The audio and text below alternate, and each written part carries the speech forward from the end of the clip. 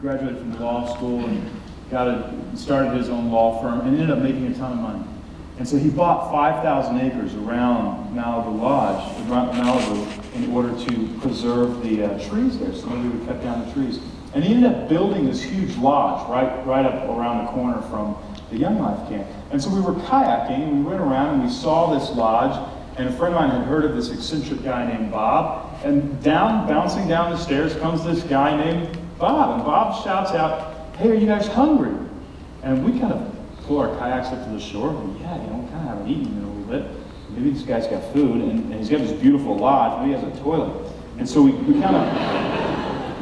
pull up and we get out of the kayaks, and Bob, his wife, Sweet Maria, had this huge buffet of like fruit for us laid out because they'd seen us out on the water and just supposed maybe we were hungry. And we ended up spending 10 hours with this family. Bob's just become one of my best friends. And I asked him, I said, we're 50 miles from the nearest road after we've spent some time together. You're getting electricity off a hydro plant that you built on a creek. This lodge is probably like a $20 million lodge. And I'm thinking, why? Like, why do you have a lodge out here 50 miles from the nearest road? And he said, Don, it's just a crazy story. He said, when the kids were young, he's got 3 kids, he was doing some work in Uganda. And he met some people in government there, and they really liked him. And so after a while, they said, Bob, would you like to be the American consul to Uganda? Would you like to be our American lawyer? And Bob said, yeah, I don't know what that is, but yeah. Sounds important. I'd love to do that. And so Bob comes home, and the kids are young, and Adam, I think, is like maybe 3 or 4, and Richard is like 6, and Lindsay's 9, and Bob says, well, kids, I guess I'm the American consul to Uganda. And the kid's like, what is that? He goes, I don't know. He goes, I think I'm going to meet with like really important people, heads of state and stuff. Doesn't that sound cool? And the kid's like, yeah, it sounds really cool. And so Bob says, what do you say to a head of state? I've never met with anybody really important before. What do you say to them when you meet them? And what would you say if you met with them? And Adam said, I would invite them to the house for a sleepover. Bob and Maria were just like, that's a great idea. You learn a lot and you get to know people at a sleepover. And it's true. And try it. And Lindsay said, I'd want to ask them what they hope in.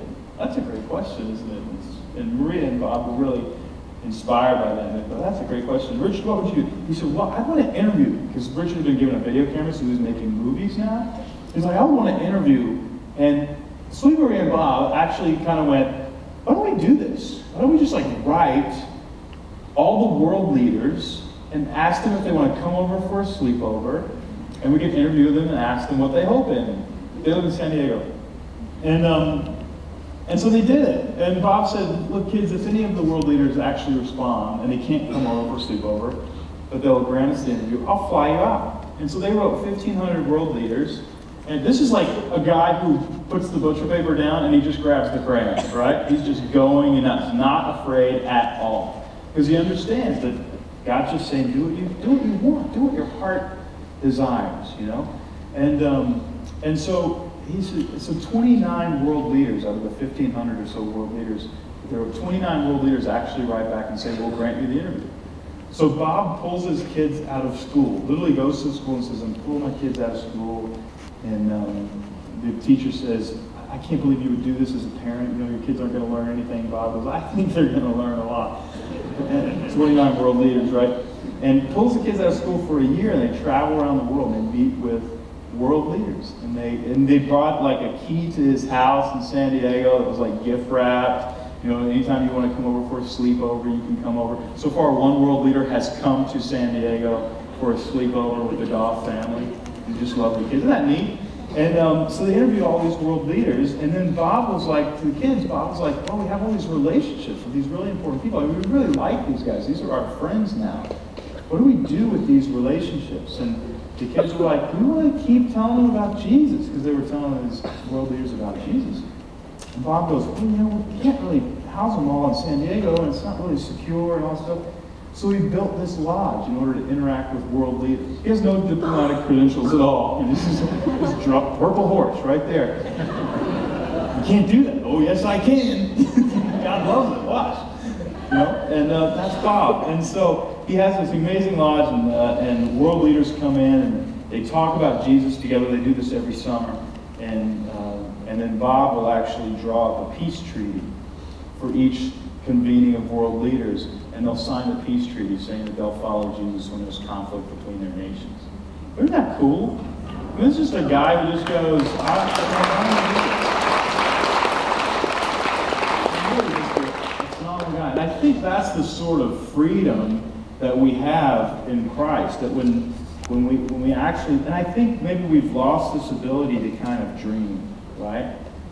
And we've lost the ability to get back in touch with our hearts and just go, what really turns me on, what really gets me excited and lights me up? Because that is something that God gave you, right?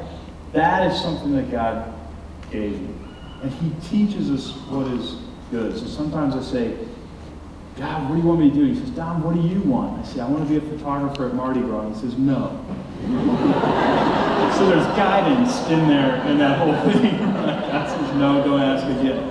Please? No. You know what I mean? So there's wisdom. But we've sat in church for so long. We've heard great teaching. We've studied the Bible. We know what the elements of a good story are. And maybe we need to do that. There's this trick that writers use